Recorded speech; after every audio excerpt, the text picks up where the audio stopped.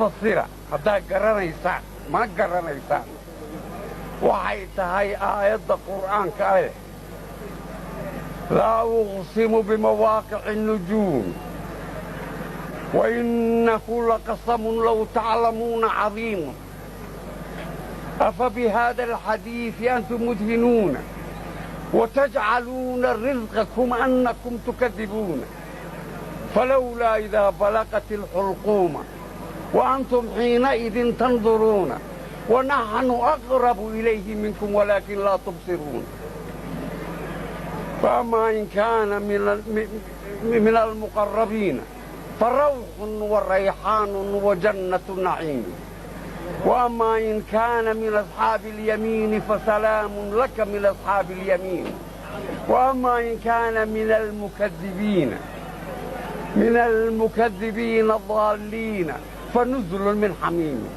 وتسلية جحيم إن هذا لهو حق اليقين فسبح باسم ربك العظيم سبحان ربنا العظيم سبحان ربنا العظيم سبحان ربنا العظيم maxay tahay aayaddaas dadkani dad muslina wey ilaahay bay yaqaaniin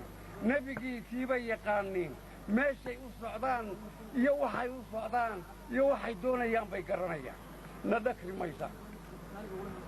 dhakri maysaan caalamka islaamka ayaannu ka midnahay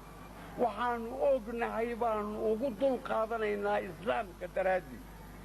cadaawad risiq goyn ay risqii ilaahay noo qoray inaga xaasidayaan xoolaha iyagii iibsan waaye intaasaannu diyaar ugu nahay inaannu ugu dul qaadanno xadhigga nooc ee ah watamasakuu bixabliillaahi jamiican walaa tatafaraquu taasaannu ugu dul qaadanay marka hana wareerinina hanugu kallifina inaannu idinka tashanno ma idiin naqaano ma idiin ogin ma idiin ictiraafsanin inaad diintayada ka tihiin mas'uul inaad diintayada taqaaniin waxaannu idiin naqaannaa murtasiqa ku irtisaaqaysa